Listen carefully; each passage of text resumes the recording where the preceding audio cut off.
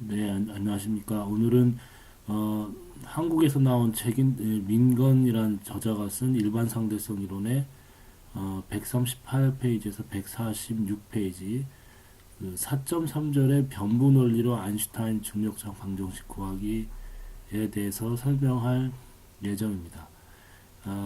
굉장히 긴 챕터이기 때문에 여러 번에 나눠서 이 원리들을 설명할 것인데요.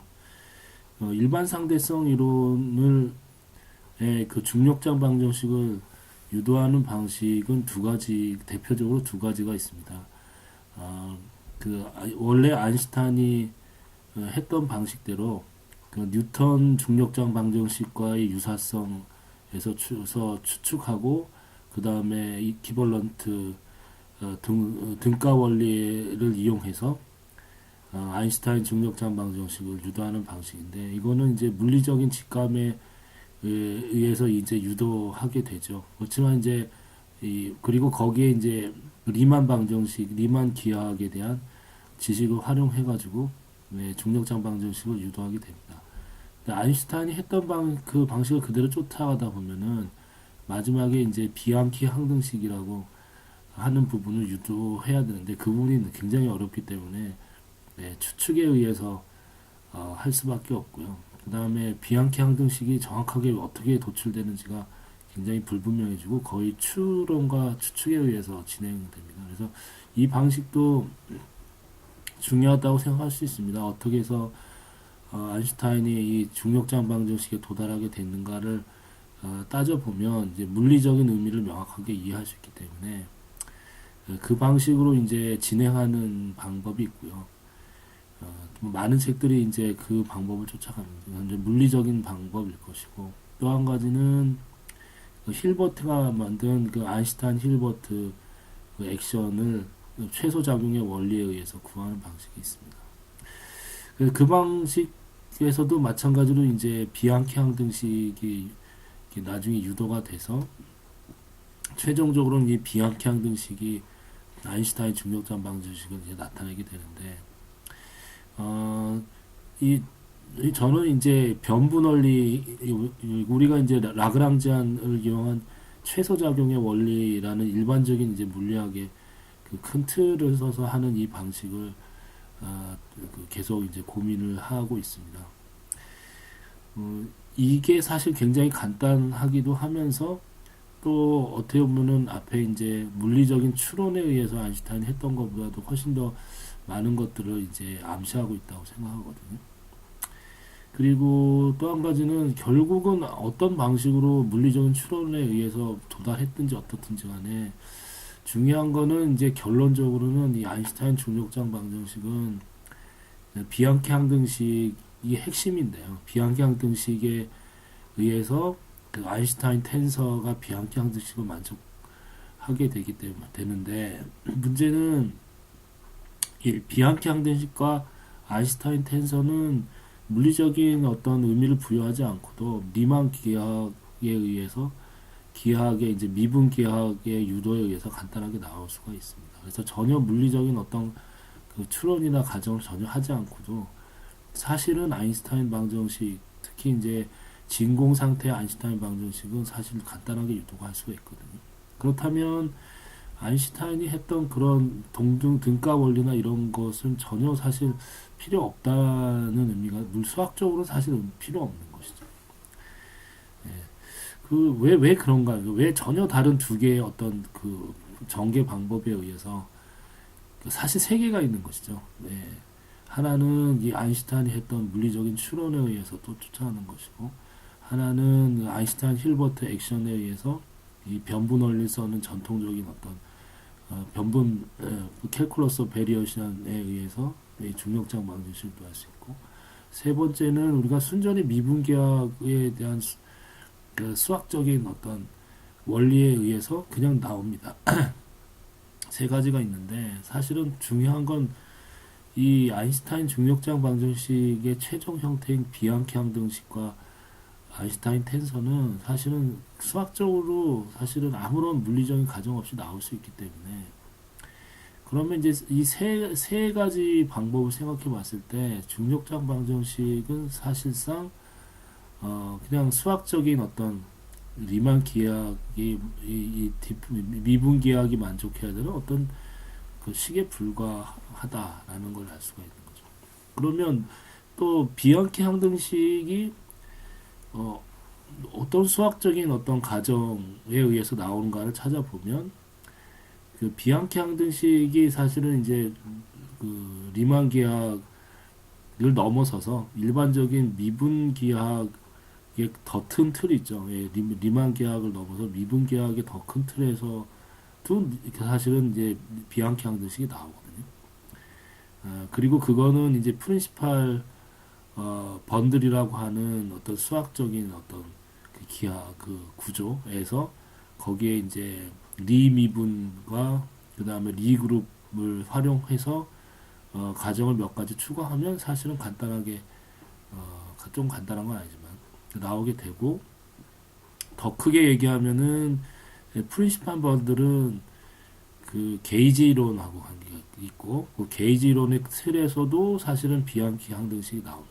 그래서 어떤 쪽에서는 게이지 이론이란 틀에서 사실은 이 중력장을 바라보게 되죠. 결국은 이제 중력장 방정식은 아무런 물리적인 가정 없이도 단순한 수학적인 가정에 의해서 나올 수 있다라는 것이고요.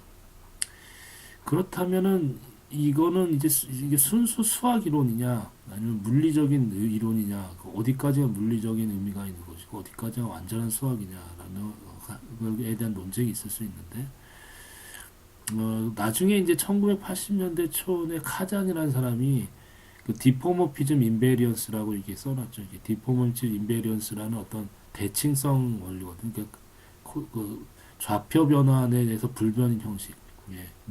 그 로컬 디포모피즘 인베리언스죠. 그러니까 국서적인 어떤 좌표 변환에 의해서 불변인 어떤 형식을 가정하면 에다가 지금 그 리만 텐서 아니면은 리치 텐서를 디포모피즘 인베리언스의 대칭성을 가정하면은 사실 또 아인슈타인 중력장 방정식이 아주 간단하게 유도됩니다.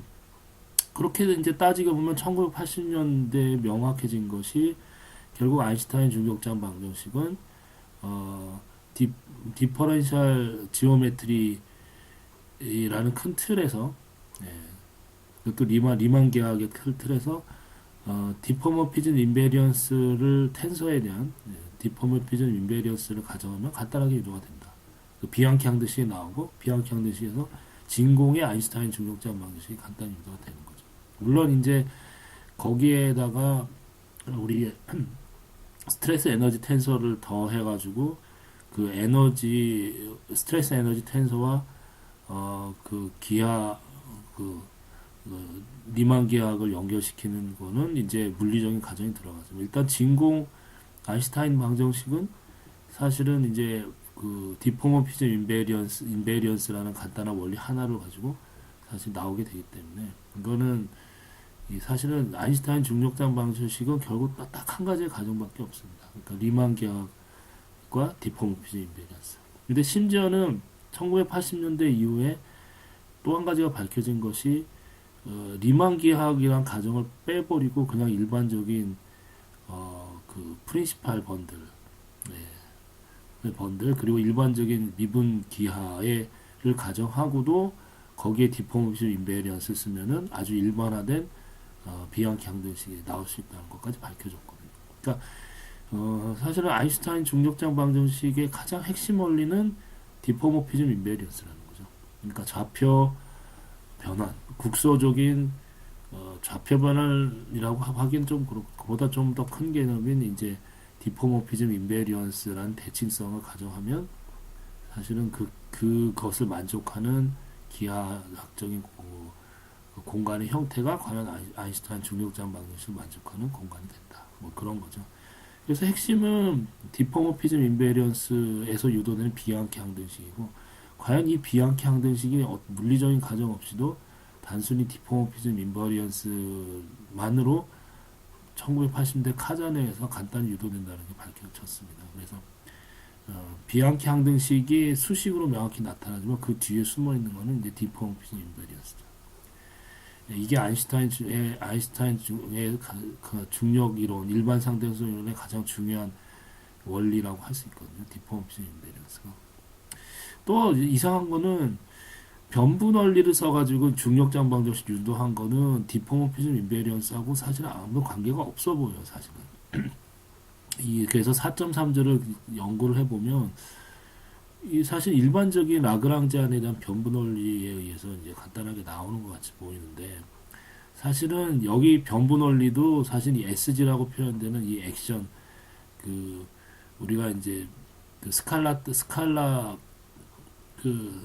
텐서라고 그러나 그죠.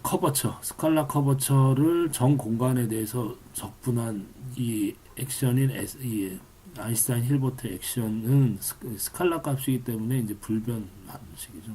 근데 이것도 디포먼트 인베리언스에 의해서 변분에 대해서 변분 값이 제로가 되거든요. 네. 그리고 이 안에 있는 값에 대한 변분도 취할 수 있습니다. 근데 이 변분이라는 것 자체가 사실은 디포먼트 인베리언스를 암시하거든요.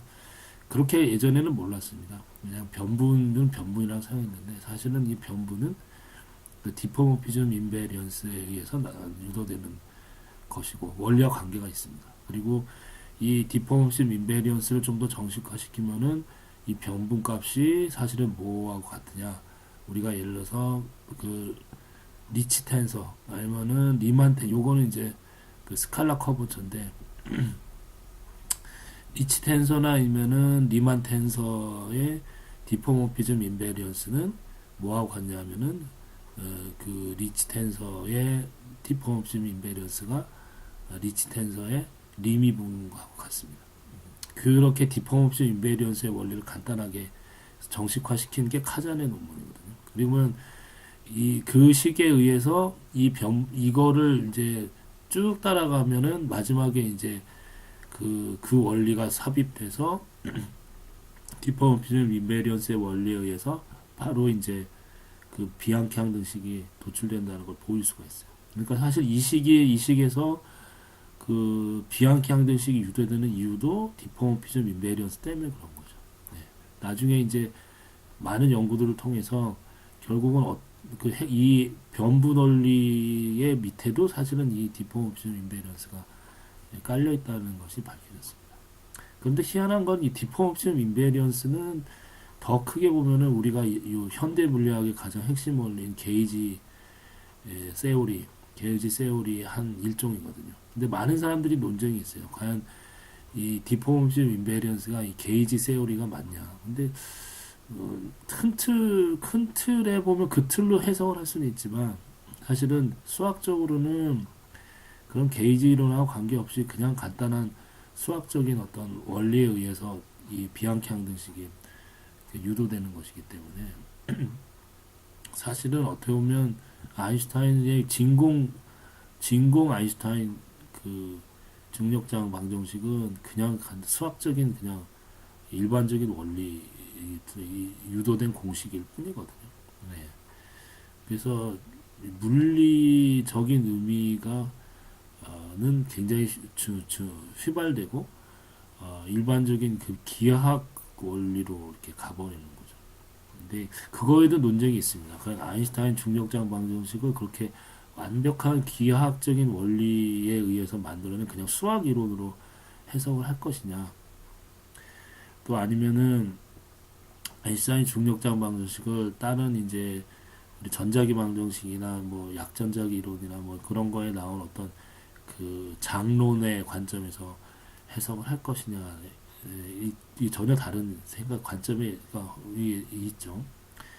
실제로 아인슈타인은 말년에 처음에는 초창기에는 이거를 기하학적인 어떤 방정식으로 생각했다가 나중에는 이제 장론으로 생각을 좀 말년에 바꾼 것 같다는 어떤 메모도 있습니다. 그래서 사실은 관점이 여러 가지가 있는 거예요. 하나의 일반 상대성 이론이라는 그 큰 어떤 이론이 있지만 그 이론을 바라보는 사람은 하나는 이렇게 순전히 기하학적인 어떤 그 미분기하학의 원리와 리그룹과 대칭성의 원리에서 그냥 유도되는 그런 기하학적인 어떤 식으로 보는 사람도 있고, 어떤 사람은 이걸 장론의 관점에서 해석하는, 그게 게이지 이론이죠. 게이지 이론과 장론의 관점에서 해석하는 사람도 있는 거죠. 그냥 또 고전적인 방정식 그 관점에서 보면은 변분 원리라는 라그랑지안을 유도하는 변분 원리라는 큰 틀에 의해서 이걸 해석할 수도 있습니다. 그래서 사실은 합의된 어떤 결론이 없어요. 그러니까 하나의 이론은 있지만 이론을 어떻게 해석할 것인가에 대해서는 여러 가지 사실은 그 본인들의 철학적인 관점에 따라서 다 달라집니다. 사실 이런 것까지는 많은 사람들이 골치 아프기 때문에 알려고 안 하죠. 그냥 이 식이 유도되면, 아인슈타인 중력장 방정식이 유도되면 그 중력장 방정식을 잘 활용하는 게 사실은 물리학자들의 목표인데, 이것이 무엇을 의미하느냐에 대해서 사실은 논쟁이 많은 논쟁들이 있죠. 이거는 꼭 양자역학에 대한 해석에 대해서도 같은 식을 가지고도 여러 가지 방식의 해석이 있는 거와 다 똑같습니다. 그래서 여러 가지 관점들을 사실 배워보는 게 좋거든요. 그래서 저는 지금은 이제 이 변분 원리를 그대로, 실버트가 했던 그 변분 원리를 그대로 쫓아가면서 아인슈타인의 중력장 방정을 유도해보고, 나중에 그거하고 디포모피즘 인베리언스가 어떻게 연관되어 있는지 살펴보고, 나중에는 변분 원리를 싹 빼고 순전히 우리 카잔이 했던 디포모피즘 인베리언스와 이 디리버티브의 관계에 의해서 이 비앙키 항등식이 유도되는 그걸 한번 보일 겁니다. 결론적으로는 디포모피즘 인베리언스는 하나의 원리에 의해서 모든 게 다 유도되는 거죠. 더 복잡해지는 거는 사실은 이 변분이라는 것이 결국 디포모피즘 인베리언스와 리디리버티의 관계에 의해서 를 암시하는 것인데, 이 라그랑지안에 의해 최소작용의 원리에 의해서 도출되는 것이 사실은 네더 세오름하고 관계 있거든요. 그러면 이제 또 이 네더 세오름이 근본적으로는 이 디포모피즘 인베리언스하고 어떤 관계가 있냐, 그 큰 틀인, 우리가 게이지 세오리를 구성하기 위한 큰 어떤 틀인 네더 세오름 자체도 사실은 변분 관련된 식인데, 사실은 이제 현대적인 관점에서 변분은 이제 특히 일반적으로 미분계학에서는 디포머피즘 인베리언스는 이제 리디리보트하고 관련이 있는데, 그거를 게이지 세오리라는 관점에서 보자면 또 네더 세오름이 어떻게 이 디포머피즘 인베리언스에 의해서 재해석이 되는가를 또 들여다볼 필요가 있거든요. 굉장히 복잡하게 얽히고 설켜 있긴 합니다.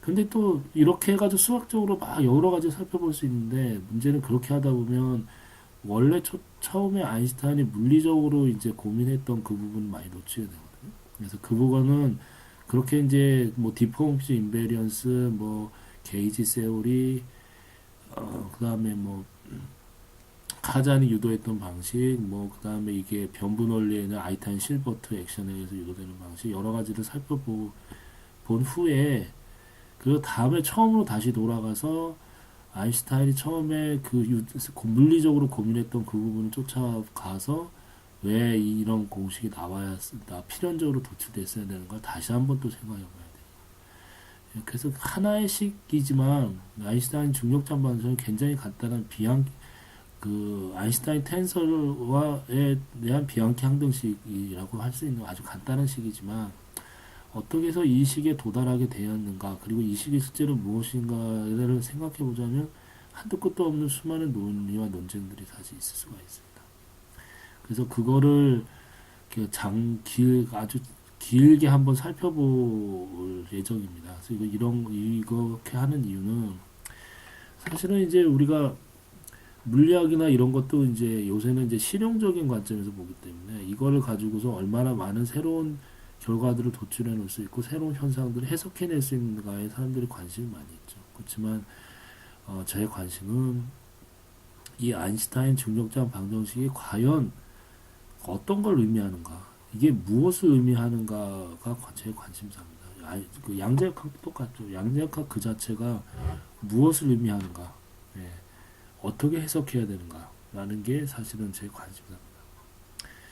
이런 식으로 이제 물리학에 접근하는 그 분파는 사실은 이제 아주 소수파인데요. 왜냐하면 해봤자 달라지는 건 없거든요.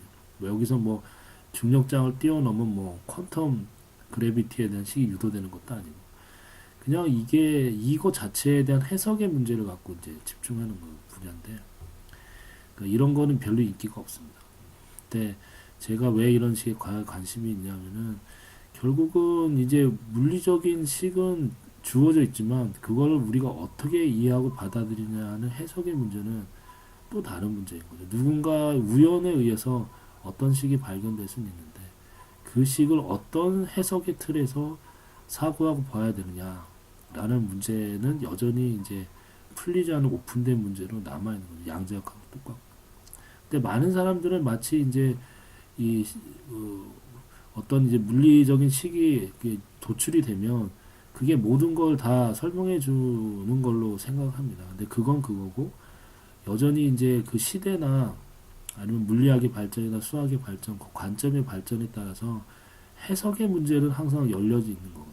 그래서 수많은 해석들이 사실은 시대마다 이제 도출될 수 있고 또 어떤 해석들은 별로 큰 도움이 안 된다. 그 물리학의 발전이든 과학의 발전에 별 도움이 안 됐다고 생각해서 폐기돼 사라지기도 했다가 그게 몇백 년 후에 다시 발견이 되기도 하는 거죠. 그래서 이제 물리학도 결국은 해석의 역사라고 이게 어떤 그 과학 이론에 대한 해석의 역사라고 볼 수가 있습니다. 실제로 이제 뉴턴이 이제 프린키피아에서 썼던 이제 그 중력과 관련된 식들 이를 보면은 지금 우리가 썼던 미분 계학이 아니라 유클리드 계학을 약간 하고 이제 약간 변형시켜서 미분에 대한 식을 약간 틀어가지고 이제 유클리드 계학의 원리에 의해서 쭉 유도를 했거든요. 언젠가는 그런 관점이 더 사실은 중요하게 받아들일 날이 있을 수도 있죠. 그래서 이제 이 해석은 항상 그 시대나 상황이나 또 그걸 해석하는 사람들의 철학적인 관점에 따라서 오만 가지 관점들이 해석들이 나올 수가 있는 것이거든요.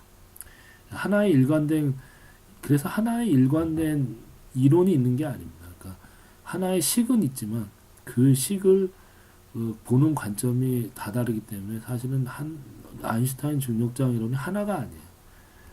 같은 이론이 아니라 이제 수많은 관점들이 조합되고 분열되고 통합되고 하면서 이제 발전되는 그 알전도상이 있는 것이죠.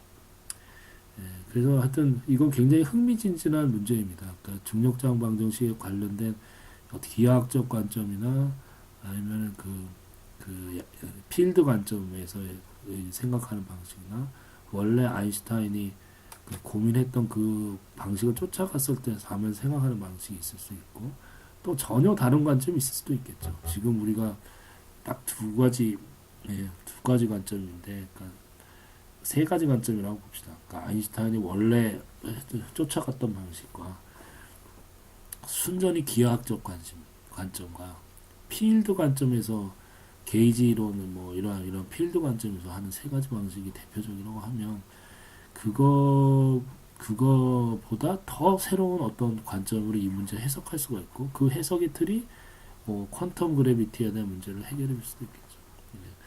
그래서 항상 이론이라는 거는 항상 해석의 다양한 해석이 세계에 존재할 수 있는데 제가 이제 뭐 몇몇 사람들하고 얘기해 보면 이 중력장 이론이 하나이고 이것이 절대적으로 고정되어 있는 어떤 진리인 양 얘기하는 사람들이 있습니다. 예전에는 한 번도 이제 뭐 그 빛이 일정한 속도로 간다는 특수 상대성 이론의 가정이 뭐 왜 꼭 맞아야 되는지에 대해서 물어봤더니 그걸 왜 의문시하냐고 마치 절대 진리처럼 얘기하는데 세상에 그런 건 없는 거죠. 이론은 필요에 의해서 만들어졌지만 언젠가 의문에 붙여서 재해석이 새롭게 돼야 되는 것이고요. 그리고 뭐 양자역학의 틀에 의해서도 빛이 사실은 뭐 그 직선을 일정한 속도로 달리는 게 아니죠. 양자역학에 의하면은 빛은 그 모든 경로를 파인만 이론에 의하면은 모든 경로를 다 가잖아요, 한꺼번에. 네. 그렇게 되는 것이고 심지어 중력장 이론에 의해서도 빛은 이제 직선으로 운동하는 게 아니죠.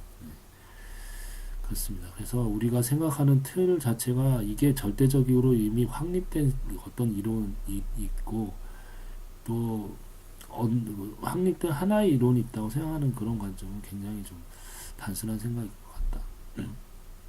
그래서 제가 요 민건 씨가 쓴 일반 상대성 이론은 한국 책 중에 참으로 그 한국 저자가 그 쓴 굉장히 잘 정리가 된 일반 상대성 이론의 그 책인데 여기에는 이제 그 수식을 익힐 수 있도록 아주 수학적으로 아주 꼼꼼하게 잘 정리가 되어 있거든요. 그래서 그 수식을 이해하는데 이것보다 더 좋은 책을 못 봤습니다. 그래서 한국 저자가 직접 이렇게 과학 이론을 본인이 쓰고 그 일반 상대성 이론 같은 어떤 이론들을 배우기 위한 기초 훈련 과정으로 그 연습 문제 풀는 과정 그게 익히기에는 가장 좋은 책이라고 보거든요. 그래서 그걸 가지고 기본적인 리만 기하학에 대한 그 여러 가지 그 수학 공식들을 충분히 익혀놓으면 그 다음에 아인슈타인 중력장 방정식과 관련된 여러 얘기들을 이제 이해하는데 상당히 도움이 됩니다.